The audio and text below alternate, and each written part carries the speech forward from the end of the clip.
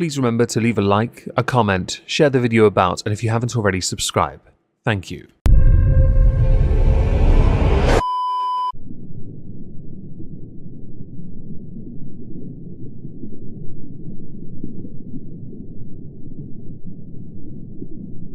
Well, isn't this just fantastic? Hello everyone, welcome to the Halls of Injustice. We haven't done one of these in a while. Please smash the like if you like crime content. This one had to happen.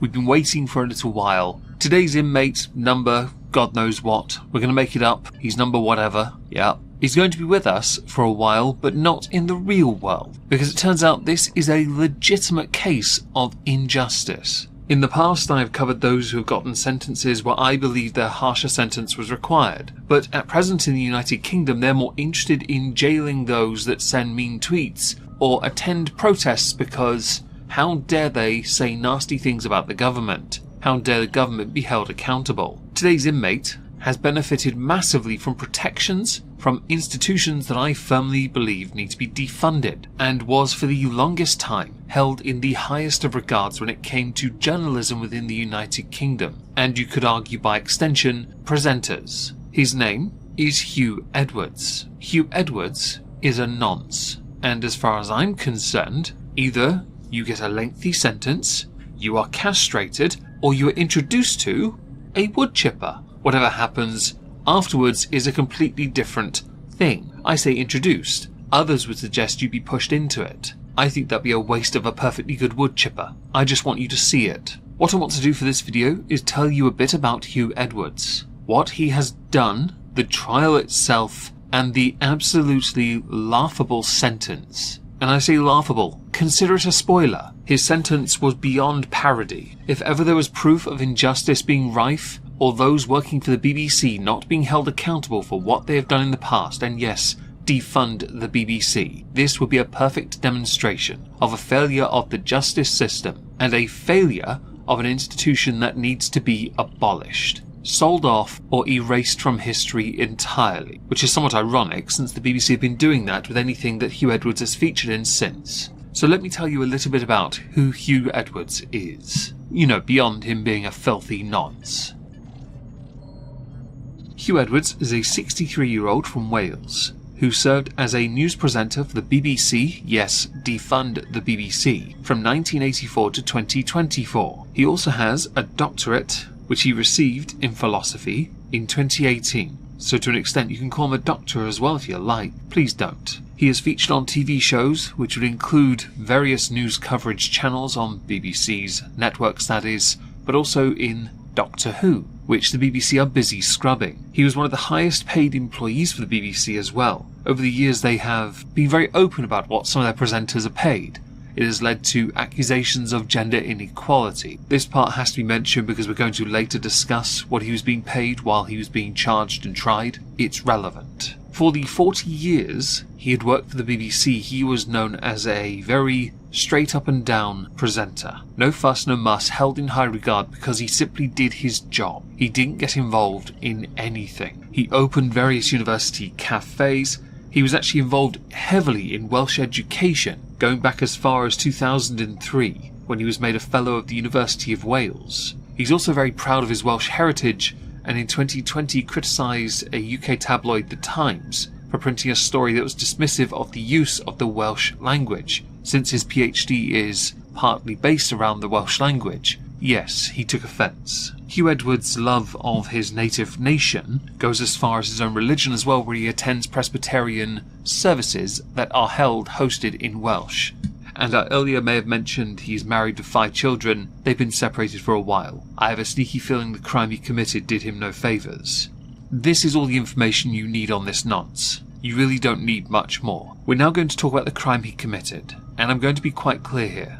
I'm not inserting trigger warnings anymore, I'm sick of them. But what he did was bad. The BBC have yet again fallen foul. Over the years there have been a number of presenters on their time, paid really well for their services in fact, and championed by society at large, who have gone on to commit crimes while under their employment. There's no version of this where the BBC look good in the slightest. So now let's talk about the crimes committed by Hugh Edwards.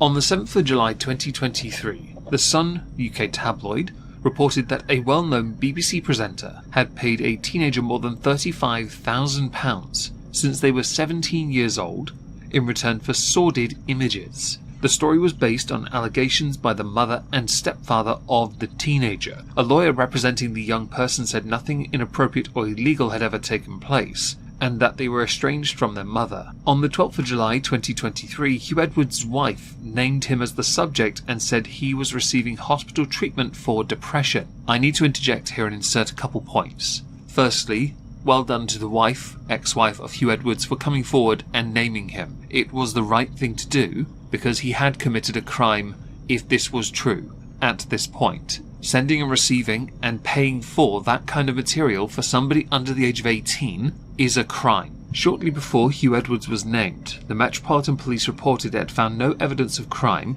and would not investigate further. The Sun stated it had never alleged criminality on the part of Hugh Edwards, which The Guardian described as backtracking. They hadn't named him though, so it was not backtracking, they were just looking for an excuse to say it. The Sun also said it would cooperate with the BBC's internal investigation and would not publish further allegations. Hugh Edwards was provided the results of the BBC's inquiry on or before November 2023 and was not reinstated. In January 2024, he was reported as too unwell to discuss his employment with the BBC, and in April he resigned from the BBC on medical advice. Now skip ahead in time, because there's some parts of this missing. On the 29th of July 2024, the Metropolitan Police stated Hugh Edwards had been charged with 3 counts of making indecent images of children. That includes receiving digital copies. Legal definition of which includes actions such as downloading images, receiving them through email or social media even when unsolicited. These were shared via WhatsApp by a 25-year-old convicted sex offender called Alex Williams between December 2020 and April 2022. These comprised of 6 Category A images. Category A is the absolute worst of the worst. 12 Category B images and 19 Category C images. Hugh Edwards was sent 377 sexual images, 41 were indecent images of children. Earlier mentioned Alex Williams, in March of this year, received a 12-month suspended sentence after pleading guilty to possessing and distributing Category A, B and C images. Hugh Edwards was arrested on the 8th of November 2023 and charged on the 26th of June 2024, following authorization from the Crown Prosecution Service. In the case of Hugh Edwards though, this ended very quickly. There's a reason why in a moment we'll get to, don't you worry.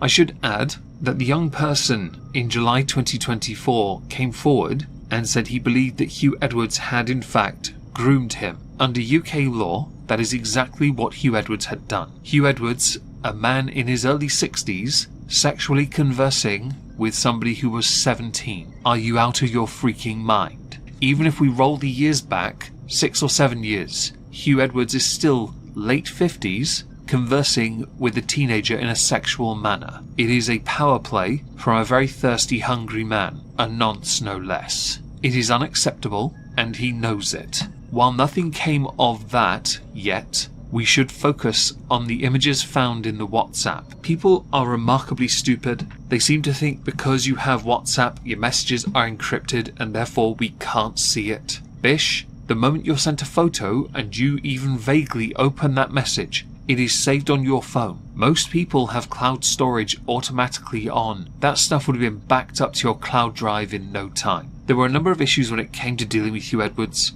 not least because he was considered incompetent, unable to do much. He had checked himself into a rehab facility for a while, so much of this died down early on, almost like he was circumventing responsibility. I don't care how depressed you are, a crime was committed, you must pay the piper for it. So what did Hugh Edwards do when presented with irrefutable evidence he had committed a crime? A heinous crime, a rather severe crime at that. On the 31st of July 2024, at Westminster Magistrates Court, he pled guilty to all charges against him. Those charges were 3 counts of making indecent images of children. Because we know this comprises of Category A, B and C images, a custodial term was by the judge at that point met as criteria. Like, you have to meet a threshold, right? He met the threshold with the Category A images alone. He was released on bail pending sentencing because he was not considered a flight risk. My view was, hold him in custody. But I guess at that point, with an incoming Labour government, and them releasing people 40% of the way into their sentences because space was needed for those pesky mean words on Twitter, it was unlikely they were going to hold him. Now, upon him pleading guilty, the BBC began removing his appearance from its archive footage. This did include the Doctor Who episode Fear Her, along with his voice removed from BBC's coverage of Queen Elizabeth II's funeral and King Charles III's coronation. A mural of him in his hometown of Unpronounceable was painted over, and a plaque honouring him at Cardiff Castle was taken down. During the time leading up to his guilty plea, the BBC had in fact still been paying his salary while he was on sabbatical. This had led to a debate amongst many as to whether or not he should have been paid at all. Now, because he had not pled guilty, he was innocent until proven guilty. Therefore, he was well within his right to receive the money he was due for his employment as per the contract they had signed. Because we must abide innocent until proven guilty, the BBC paying him was correct, and I have to agree with that. Because at that point, we did not know, therefore you cannot say, oh, but in hindsight. That doesn't work here.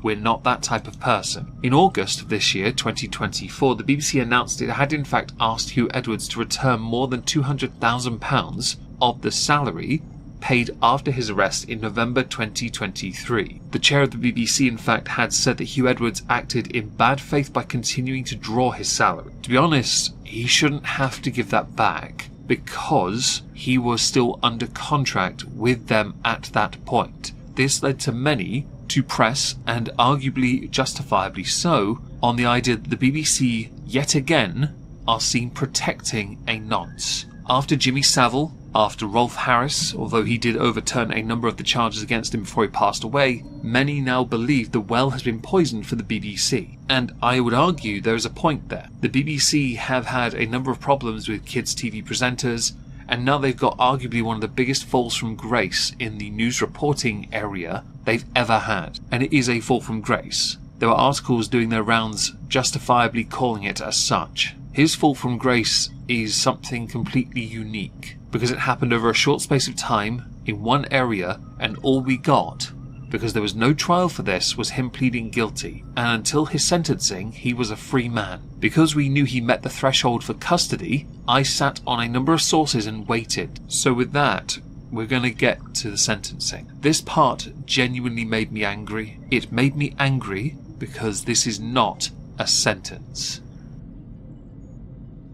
Hugh Edwards, inmate number whatever, on the 16th of September 2024, was given a 6-month prison sentence, suspended for 2 years, and placed on the sex offenders register for 7 years. He was also ordered to attend a sex offender treatment program and pay £3,100 in costs and victim surcharge. The reason for the sentencing, from the Chief Magistrate Paul Goldspring, was that Edwards would have been given 1 year imprisonment, but 3 months were deducted for mental health reasons and due to it being a first-time offence, along with the fact he pled guilty early. Hugh Edwards also wrote an apology to his family and to the victims of the child abuse. He met the criteria for prison, and Paul Goldspring was going to give him 1 year had he not entered an early guilty plea. I don't care if you've entered a guilty plea. When it comes to children, the sentence is life. You're 60 bloody whatever.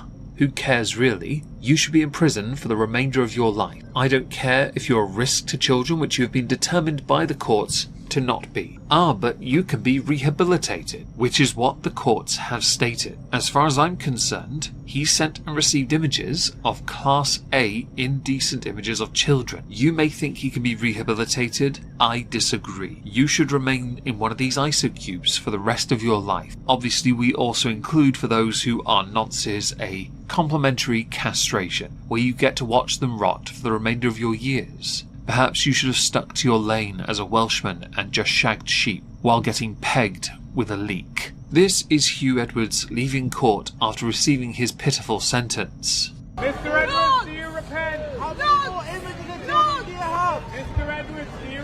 He's not! Mr. Edwards! Look! Will you pay penance? Will you expose the cult of paedophilia? He should not be leaving court after receiving the sentence without irons on his wrists and ankles, being led into a van to go to a prison, preferably one built and resembling Azkaban. To me, what has happened is very literal injustice. He paid for indecent images of children and exchanged them with a known S. offender, who also, by the way, if you didn't notice, earlier got a Mickey Mouse sentence as well. If justice is blind, it apparently is blind to those who benefit from privilege, who will use mental health as a way of negating responsibility, and obviously blind to the plight of children, who are taken full advantage of by those who have been held in high regard for far too long.